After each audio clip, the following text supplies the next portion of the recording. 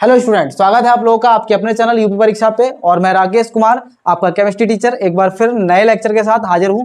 और आज का जो लेक्चर है हमारा नाइट्रिक एसिड से ही रिलेटेड है, यानी नाइट्रिक अम्ल से ही। क्योंकि आप सब जानते हैं, अगर आप लोगों ने लास्ट 2 लेक्चर देखे होंगे या फिर उससे पीछे के, कि हमारा भी टॉपिक चल रहा है पी ब्लॉक। और पी ब्लॉक में हम पढ़ रहे हैं नाइट्रोजन फैमिली। और नाइट्रोजन फैमिली में नाइट्रोजन के कंपाउंडों की स्टडी कर रहे हैं। और नाइट्रोजन के कंपाउंडों में हम पढ़ रहे हैं ऑक्सी एसिड, और ऑक्सी एसिड में क्या पढ़ रहे हैं? नाइट्रिक अम्ल। और नाइट्रिक अम्ल बनाने की 2 विधि हम लोग पहले से ही पढ़ चुके हैं। आज की जो विधि है वो और ज्यादा इंपॉर्टेंट है। उस विधि का नाम है प्रयोगशाला विधि। नाइट्रिक अम्ल बनाने की प्रयोगशाला विधि। और प्रयोगशाला विधि जो है बहुत ज्यादा आसान है। जैसे लास्ट जो हमने 2 विधि देखी थी उसमें तो चित्र भी काफी ज्यादा हाईफाई था, लेकिन आज का जो डायग्राम है बहुत छोटा सा है। और रिएक्शन भी जो है, उसकी रिएक्शन भी एक ही स्टेप में कंप्लीट हो जाएगी, तो रिएक्शन भी आसान है। तो हम इसको स्टार्ट करते हैं। तो जैसे कि आपने देखा होगा, यहाँ पे लिखा हुआ नाइट्रिक अम्ल बनाने की प्रयोगशाला विधि है। और प्रयोगशाला विधि में किस किस का यूज करते हैं, कौन से रिएक्टेंट लेते हैं, कौन से यौगिकों से ये बनता है नाइट्रिक अम्ल, इन सब के बारे में बात होगी। लेकिन जैसा कि आप सब जानते हैं, पहले मैं चित्र याद करने के लिए क्या बताता हूँ, ट्रिक। जैसा कि आपने देखा होगा लास्ट 2 लेक्चर में ओस्टवाल्ड विधि हमने पढ़ी, वहां पर भी चित्र के लिए एक ट्रिक थी। अच्छा, चित्रों के लिए ट्रिक क्यों बताई जा रही है? चित्रों के लिए मैं ट्रिक इसलिए बता रहा हूं क्योंकि हमारा जो पी ब्लॉक जो पूरा चैप्टर है ना, तो पी ब्लॉक पूरे चैप्टर में बहुत सारे स्ट्रक्चर है। मतलब स्ट्रक्चर की बात करें तो जितने भी गैसें हैं ना, उन सब गैस या कोई कंपाउंड है तो उनमें सब में स्ट्रक्चर बनाना ही बनाना है। और स्ट्रक्चर जब बनाना होगा तो एक स्ट्रक्चर हो तो याद हो, और भी बहुत सारे चैप्टर हैं जहां पे स्ट्रक्चर बनते हैं। तो बहुत सारे स्ट्रक्चर होने की वजह से कुछ चित्र जो है स्पेसिफिक जो इंपॉर्टेंट है उनके लिए आपको चित्र याद होना चाहिए, कोई भी स्टेप भूले ना। इसलिए मैं चित्रों के लिए ट्रिक बता रहा हूं, ठीक है। तो इस चित्र के लिए ट्रिक क्या होगा ये याद देखें। जैसे 2 के लिए क्या था, एक बार उल्लू आ जाओ और एक बार बीबी आ जाओ। अब सोचिए अब इस वाले में क्या होगा, इसमें हम किसको बुलाएं? तो इसमें जो है ना, आप जैसे ये चित्र देख रहे हैं, तो इस चित्र में ये क्या है, रिटॉर्ट है, ये स्टैंड लगा रखा है हमने, ये ग्राही है, यहां से हम पानी डाल रहे हैं इस पे। और ये कुछ इस तरीके का नजर आ रहा है जैसे कि ग्राही जो हो सीटी बजाता हो। ये क्या बजा रहा है? सीटी। जैसे सीटी बजाते हैं ना, आपने देखा होगा, तो ये सीटी बजा रहा है। तो इसका हम ट्रिक जो बनाएंगे वो ट्रिक क्या है, इस चित्र को याद करने के लिए जो ट्रिक बनेगी वो कौन सी? इसके लिए ट्रिक है, नहाता हुआ घड़ा सीटी बजा रहा है। देखिए नहा रहा है नहीं, ये घड़ा है, ग्राही जो है घड़ा की तरह दिख रहा है, और एक घड़ा है और नहा रहा है। तो नहाता हुआ घड़ा सीटी बजा रहा है। ये सीटी की तरह है, जैसे विसल्स बजाते हैं ना सीटी, तो सीटी की तरह है। तो नहाता हुआ घड़ा सीटी बजा रहा है। तो इसकी ट्रिक क्या बनेगी? नहाता हुआ घड़ा सीटी बजा रहा है। आप लोगों को ये ट्रिक याद रहे इसलिए मैं लिख देता हूं, नहाता हुआ घड़ा सीटी बजा रहा है, सीटी बजा रहा है। इससे आपको चित्र याद रहेगा। चित्र याद तो बाकी काम तो अपने आप आसान हो जाता है, आधा काम हो जाता है। मैंने जैसे कहा कि अगर चित्र आपको याद है तो इसकी हिंदी लिखना बड़ा आसान रहती है, इसलिए हम चित्र पे ज्यादा फोकस कर रहे हैं। चित्र और रिएक्शन मेन ये 2 ही चीजें हैं। बाकी हिंदी में केमिस्ट्री में ज्यादा कोई इंटरेस्ट लेता नहीं है। एग्जामिनर भी जो है ना, अगर आपको रिएक्शन आती है, आपको चित्र पता है और सचित्र वर्णन करना है, तो उस केस में अगर ये 2 काम कर दिए तो हिंदी लिखना तो बाएं हाथ का खेल है। हिंदी तो हम कभी भी लिख सकते हैं। तो मेन काम क्या है? डायग्राम और रिएक्शन। डायग्राम और रिएक्शन की बहुत ज्यादा इंपॉर्टेंस है। तो अब हम स्टार्ट करते हैं अपनी विधि। तो पहला काम हमारा हो गया, हमने चित्र बना लिया, और चित्र मैंने पहले से ही बना रखा है ताकि टाइम ज्यादा ना लगे। तो ये नहाता हुआ घड़ा सीटी बजा रहा है।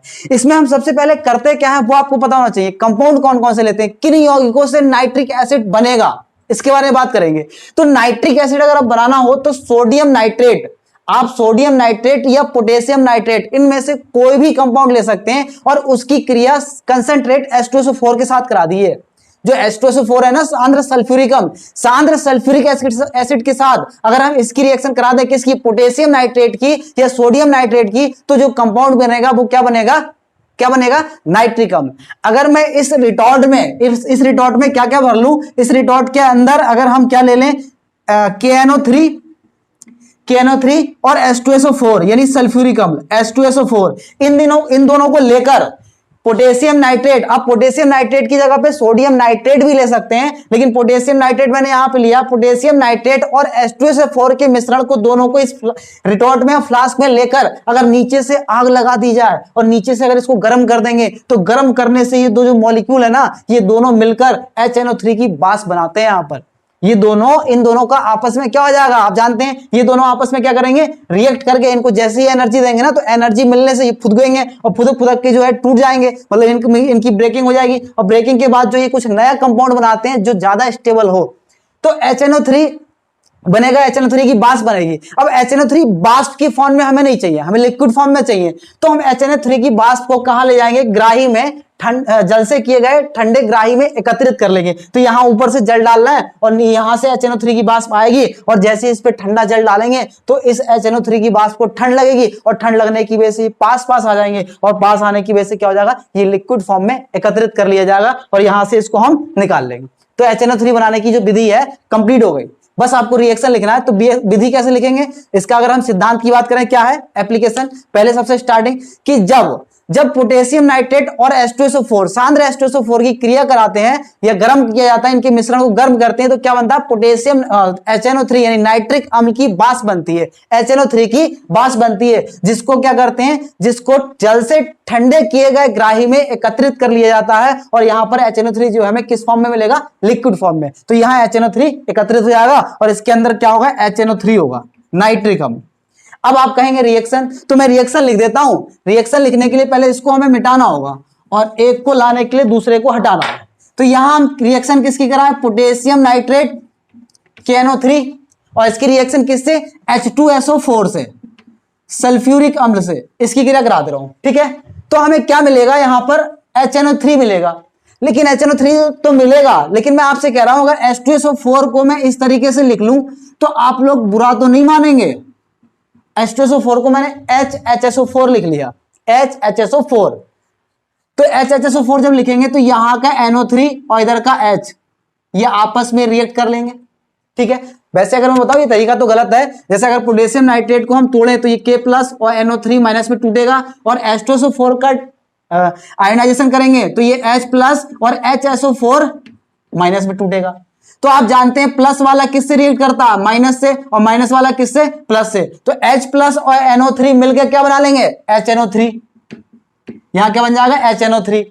और यहां जो HSO4 बचा और ये जो K बचा, ये आपस में मिलकर क्या बना लेंगे, KHSO4, पोटेशियम हाइड्रोजन सल्फेट। तो यहां जो है HNO3 की बाष्प हमें मिल गई, और HNO3 हमारा जो कंपाउंड था नाइट्रिक अम्ल वो हमें मिल गया।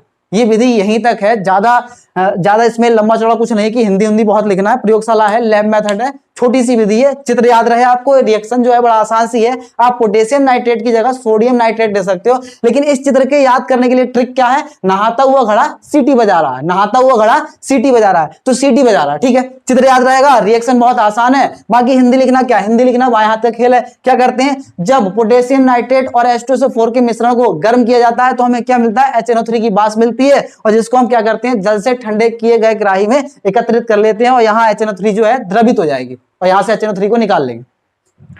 तो मैंने नाइट्रिक अम्ल बनाने की आपको 3 विधि कराई, एक कौन सी, ओस्टवाल्ड विधि, एक बर्कलैंड तथा आइड विधि, और तीसरी विधि कौन सी है, प्रयोगशाला विधि। ये हमने तीनों विधि पढ़ ली, और तीनों के तीनों नाइट्रिक अम्ल बनाने की जो है इंपॉर्टेंट विधि है, बोर्ड में बहुत बार पूछा गया है, एग्जाम में जो है ना, बोर्ड के एग्जाम में कई बार पूछा गया है, और हो सकता है इस बार अगर एग्जाम हुआ, जो 2021 वाला एग्जाम है अगर हुआ तो उसमें भी इसके आने के चांस हैं। तो आप लोग इसको पढ़ लें, जो न्यू बच्चे हैं उनके लिए भी इंपॉर्टेंट है, और जो पुराने बच्चे हैं जिनका एग्जाम का बोर्ड का एग्जाम अभी नहीं हुआ है उनके लिए भी इंपॉर्टेंट है। अब बात करते हैं कि नाइट्रिक अम्ल में आप आगे क्या पढ़ेंगे। तो नाइट्रिक अम्ल बनाने की जनरल जो मेन प्रिपरेशन जो है, बनाने की जो विधि थी, वो हमने तीनों विधि कवर कर ली। अब जो हम पढ़ेंगे, अब हम पढ़ेंगे नाइट्रिक अम्ल, नाइट्रिक जो एसिड है, अम्ल है, इन अम्लों का गुण, फिजिकल यानी इनका भौतिक गुण और रासायनिक गुण। नाइट्रिक अम्ल के भौतिक गुण और रासायनिक गुण के बारे में पढ़ेंगे, और ये जो गुण है भौतिक गुण और रासायनिक गुण, तो भौतिक गुण में हम पढ़ेंगे इनके फिजिकल बिहेवियर के बारे में, कि फिजिकली कैसे लिक्विड की फॉर्म में पाए जाते हैं, इनकी गंध कैसी होती है, इनकी स्वाद कैसी होती है, इन सब के बारे में पढ़ेंगे मतलब। और केमिकल गुण में पढ़ेंगे कि इनका नेचर कैसा है, किसी दूसरे कंपाउंड के साथ या किसी मेटल के साथ या किसी नॉन मेटल के साथ या मेटेलॉइड्स के साथ, यानी धातु के साथ, अधातु के साथ, उपधातु के साथ, ये किस प्रकार से रिएक्ट करते हैं।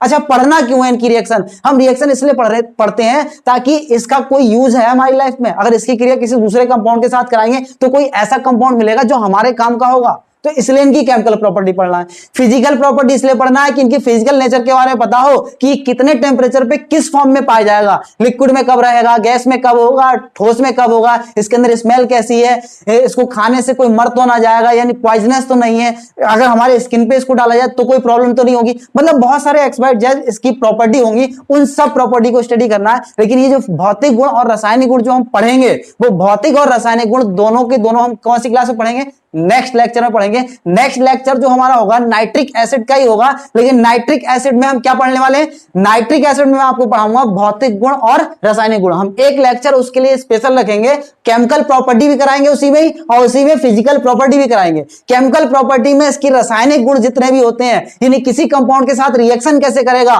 किसी मेटल के साथ यानी धातु के साथ रिएक्शन किस प्रकार करता है, नॉन मेटल के साथ किस प्रकार से, अधातु के साथ किस प्रकार से, उपधातु के साथ किस प्रकार से, इनके बारे में स्टडी करेंगे। और भौतिक गुण में इनके फिजिकल बिहेवियर, जो इनका फिजिकल नेचर है, यानी सॉलिड की फॉर्म में पाए जाते हैं, लिक्विड की फॉर्म में पाए जाते हैं, गैसियस फॉर्म में पाए जाते हैं, या फिर इनकी स्मेल कैसी है, ये इनका फिर इस स्किन के प्रति, हमारे स्किन पर डाला जाए तो इनका नेचर कैसा होगा, या हमारे लिए हार्मफुल है या फिर यूजफुल है, अगर हम इसको खा लें तो हम मर तो नहीं जाएंगे, यानी इनका पॉइजनस नेचर, यानी पॉइजनस होता है नहीं होता है, कैंसर तो नहीं होगा, मतलब बहुत सारी इसकी फिजिकल प्रॉपर्टी होंगी। फिजिकल प्रॉपर्टी हम अलग पढ़ेंगे और केमिकल प्रॉपर्टी अलग, लेकिन दोनों ही चीजों को मैं कल नेक्स्ट लेक्चर जो डालूंगा उस लेक्चर में इन दोनों बातों को कवर करेंगे, ठीक है। तो आज के लिए इतना काफी है। अगर आप लोग हमारे चैनल पर नए हैं तो चैनल को सब्सक्राइब कीजिए, और वीडियो आप लोगों को अगर पसंद आ रही है तो वीडियो को लाइक कीजिए और अपने दोस्तों के साथ शेयर कीजिए, ठीक है। Thanks for watching. आज के लिए इतना काफी है। मिलते हैं नेक्स्ट लेक्चर में नेक्स्ट टॉपिक के साथ। और नेक्स्ट टॉपिक क्या होगा, फिजिकल गुण